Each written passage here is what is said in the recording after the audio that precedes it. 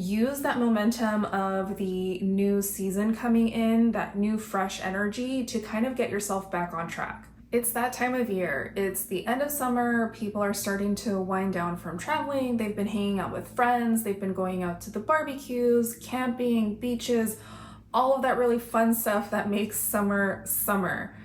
But if you are like me, this is also that time of year where you're starting to realize that there are certain habits and practices that you've kind of just let go a little bit. It happens, it's life, no big deal. But with fall fast approaching and summer starting to wind down, you're starting to feel those seasonal shifts. It's also a really great time for you to kind of do a complete fall reset and use that momentum of the new season coming in, that new fresh energy, to kind of get yourself back on track. I like to do this pretty regularly throughout the year, kind of just checking in with myself, but this seasonal shift from summer to fall is definitely one of my favorite times to do a full, complete, and total reset. So today I want to show you how I'm doing my fall reset, all of the steps that I go through in order to start the new season off strong and dial everything back in again. Step number one is to take stock of where you are currently at. Have your workouts been taking a backseat because of all of the traveling that you've been doing? Or maybe you were wanting to get more into your meal prep this time, but with all of the traveling and stuff like that that's just involved with summer, it's maybe been hard for you to nail down that routine the way that you would have liked. Maybe your mental and your spiritual practices kind of just went to the wayside because of how much you've been moving around, of all of the plans that you've been having, and it's just been hard for you to get that consistent routine going because of everything else that's been going on. Now, I don't want you to take this as an opportunity to get hard on yourself. I know it's really easy for me to do the same thing, so this is also a note to self.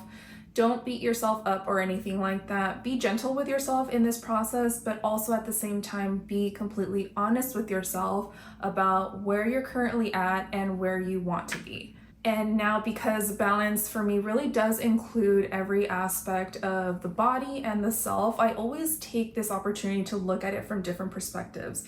So I always look at it from a mental perspective, I look at the spiritual aspect of it, and then I also look at the physical body and see which of those areas I would like to focus my time and energy on. Personally, I've been indulging in foods that I know don't always make me feel my best. And generally speaking, I do try to have some flexibility, especially when it comes to traveling or spending time with friends or going out to different events. I feel like it's really important to have a balance of both aspects where you are able to enjoy certain parts of life without feeling too restricted. And this is something that I really like to encourage all of my clients and my patients to do as well. But because of how busy this summer has been for me, I have been indulging a little bit more than I would have otherwise. And so I can really kind of start to see and feel those effects now that all of those events and stuff like that have kind of gone past. I can kind of now take a step back to see exactly where I'm at in that respect. And I am able to notice and check in with myself that this is definitely an area this season that I can really dial in and get back on track with. So step number two is to create a list within each of those areas of the things that you want to focus on for the next 30 days. Being balanced on all levels, even though it's something that I had been starting to incorporate into my life once I started school and I saw the importance of it, it's not something that I really started to make a full priority in my life in this way until this year, and it's made a dramatic difference in my overall health and honestly how fulfilling my life feels when I've been able to focus on getting myself balanced on each of these levels that I just mentioned. So because of that, I always like to split up my goals when I'm doing a reset into 4 sections.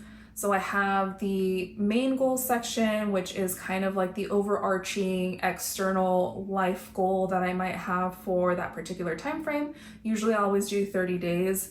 This fall reset for me is also going to be another 30 days, which kind of takes you from like those last couple weeks of summer into those first couple weeks of fall. So main goal section, external life goal that I have for these next 30 days. And then I always have the 3 next sections be mind, body, and spirit.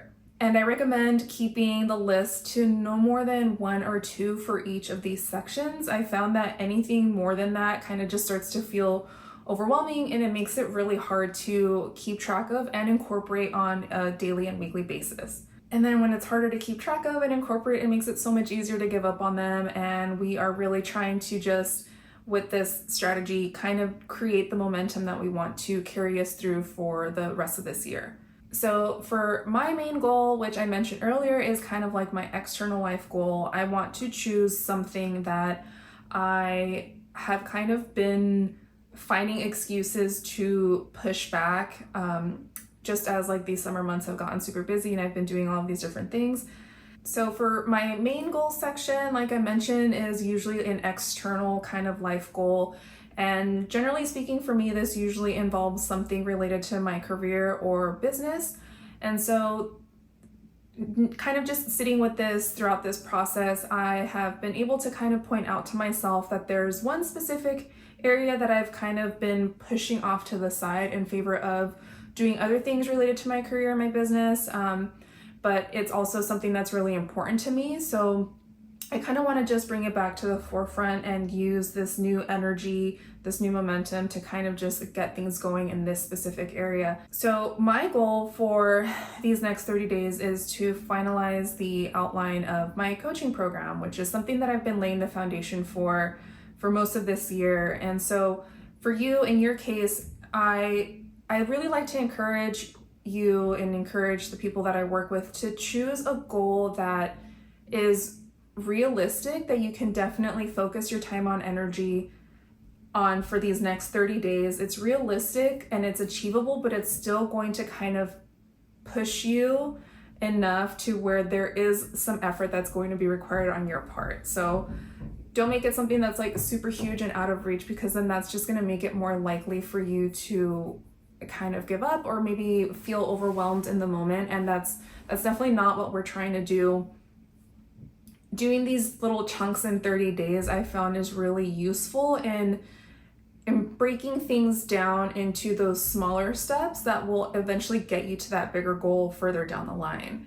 So like using my example, it's my intention to create a coaching program, but one step within that aspect is to first create the outline that I can then fill in later on and kind of take it from there. So make it into a bite-sized chunk that is going to push you a little bit past your comfort zone, but it's still going to be very realistic and very easy for you to reach in that sense within these next 30 days. For Mind this month, I have recently just noticed that I've not been doing that great with not scrolling first thing in the morning when I wake up. I'll put on the kettle and I'll let the water boil so that I can make my morning drink, and I kind of have developed this tendency to start scrolling on my phone. And I've gone through periods in my life where I don't scroll at all, and then like this most recent one where I've just been scrolling on my phone, and I can just see how much more clear-headed I used to feel when I would just save the electronics for later on in the day. For my next 30 days, for this section, I want to do no scrolling until after I finish my workout. So that's usually around like 2 to 3 hours after I wake up. I'll allow myself to get access to my phone. And there's all kinds of other things going on this time of year too, just it being an election year and all of the things going on in the world, that it's really important for you to be mindful of certain habits that you might have that might be contributing to some anxiety or stress that you might be feeling, and kind of just use this as an opportunity to, again, take stock of where you're at and give yourself like a little bit of a push to maybe start incorporating some habits that you know would serve you in the end, and that have kind of been at the back of your mind, but you haven't been able to really put into effect yet. For body, like I mentioned earlier, I need to dial in my nutrition for these next 30 days. This is something that I've really observed in myself over the last couple months, and for the most part, my nutrition has been really good, but there's just been more opportunities for me to be flexible, and so there's just been lots of flexibility lately. And I know that a lot of you can probably resonate with this as well. I've found, for me personally, there's some people that can just say that they're going on a diet and they go on a diet and then that's it. They go cold turkey on all of the things and they kill it. That is not me, and I know a lot of other people that have a hard time with doing those things. And so if nutrition is something that you really want to focus on for the next 30 days, I really want to encourage you to start making very small and subtle shifts. So if your main goal to start the next year off, say for example, is to not eat any more processed foods, to be really healthy, all of those things, make this goal small enough that it'll kind of get you to that next part of the phase in terms of nutrition in a way that's a little bit more subtle and it doesn't feel so drastic. So, and that applies to all of these goals too, is it's about making those subtle shifts from your day-to-day life on a week-to-week basis that really ends up having the biggest effects in the long term. It is all about consistency. And so, and it's always going to come up and down in waves, and nothing's ever going to be perfect. So yes, dialing in nutrition is something that I want to focus on for the next 30 days. I know a lot of other people around this time of year are kind of struggling with the same, like I mentioned. And so that's what I'm going to focus on for the next 30 days. I've just found that when I fuel myself properly, I can function optimally and I just feel better in so many different ways, and it just really makes everything feel so much easier. So regardless of what other goals you may have, I really want to encourage you to at least choose something like related to nutrition, something that you can kind of tighten up a little bit, or something related to exercise. It's definitely the two things that I find has the greatest impact when people are working on a bunch of other goals at the same time, is just making sure that you're taking care of your body properly. For spirit, my morning routine is really strong in terms of the spiritual practices that I have, the mental practices that I have. I meditate regularly and I journal and all those things, but my evening routine is not that. And again, I'm sure that you can probably relate to this, where you've had a long day at work and all you want to do when you get home is to shut your mind off in some way.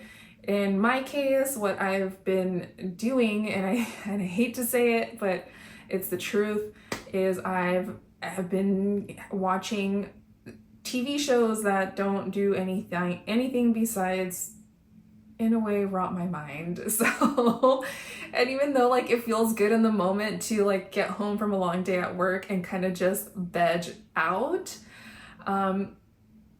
when I've kind of like taken a step back to look at it, I've realized that it actually doesn't really help me unwind properly. So even though I'm turning my mind off after work, I've also noticed that like my sleep has also been super off, where it just takes me longer than I would like for me to fall asleep in the evenings, and then I am not sleeping enough because I'm still waking up early, and then the next day is harder, and then it kind of just starts this trickle effect. And so I know that, you know, watching TV in the evenings is probably not the best when you're actually trying to turn your mind off, because it really is way too stimulating, even if you might not think that it is. So for me, and this is something that I like to tell people too, if you're someone who struggles with sleep, or even with like, if you feel yourself feeling very wound up at the end of the day after a long work day, have a hard time relaxing in general, is to create some mindfulness to the way that you wind down. Watching TV straight after work is not very mindful, and I recognize that, especially because I've been able to see how it makes me feel.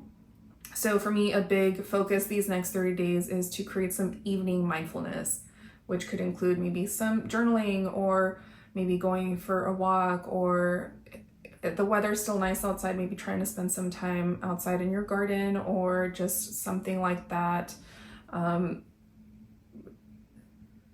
So definitely if you struggle with sleep, if you struggle with anxiety, if you struggle with having a hard time to wind down and relax, which all of the above is something that I still, have a hard time with from time to time. Some phases of my life are easier than others. This is definitely something that I've found has worked really well for me. And it's just time for me to kind of cut all those little bad habits that have snuck up on me over the summer and just get back to being a little bit more calm and mindful with the way that I take care of myself after work. So step number 3, now that we've taken stock of where we're at and have identified the things that we want to work on for the next 30 days, is to make a plan out of all of this.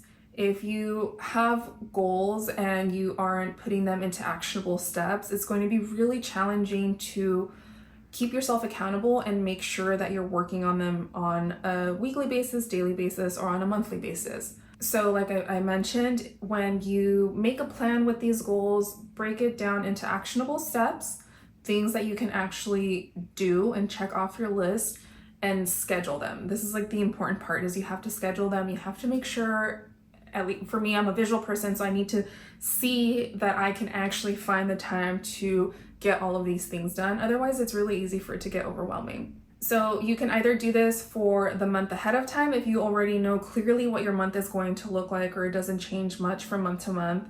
I personally like to do this on a weekly basis, even though there are certain components of my weekly schedule that don't ever really change.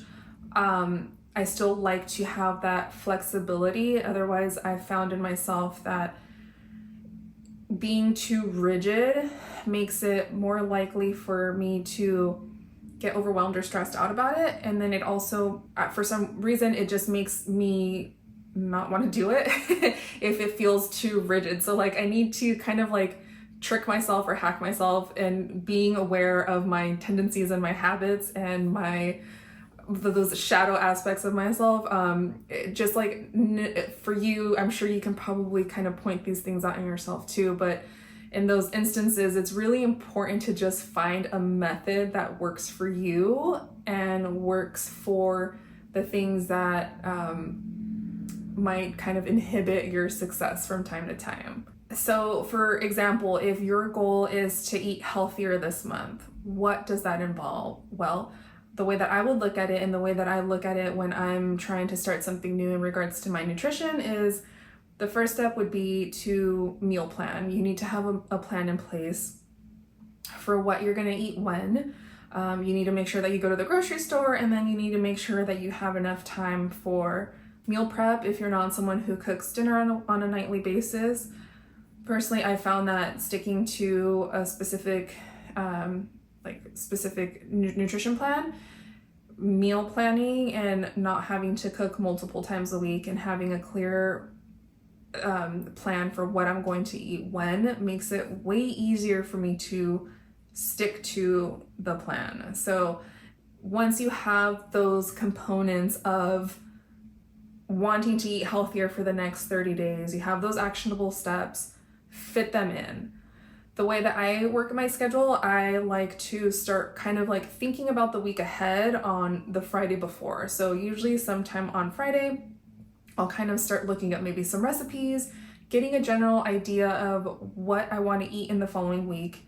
And then I usually do my grocery shopping the following morning. So I'll do my grocery shopping like on a Saturday morning, and then just depending on what I have going on that weekend, I'll either kind of start doing a little bit of meal prep that evening. Usually I leave my meal prep for Sundays or Mondays to start the week off with like some fresh meals. And then I usually have another day during the week where I kind of do like another batch of meals, usually like on a Thursday, and then I'll cook things on and off around the weekend. So that's just an idea if that's something that you want to focus on for the next 30 days.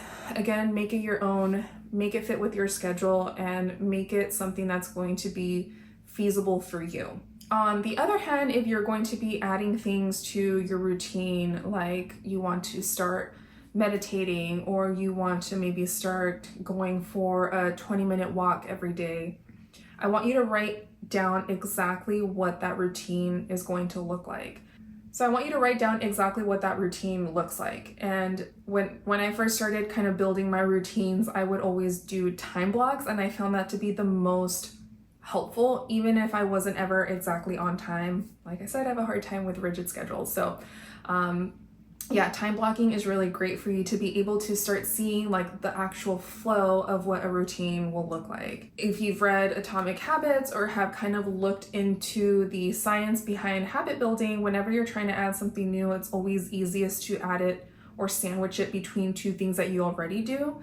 So if you want to start journaling more, maybe you can, while you're having your morning tea or your morning coffee, carve out an extra 10 minutes, an extra 20 minutes for you to be able to also sit with your journal. Or when I was first starting my meditation practice, I had already been journaling at that point. And so because I was already kind of like in an open and receptive and a clear frame of mind when I'm journaling, it just made sense for me to kind of tack on those extra 15 to 20 minutes of meditation right after that. So that's how I do it.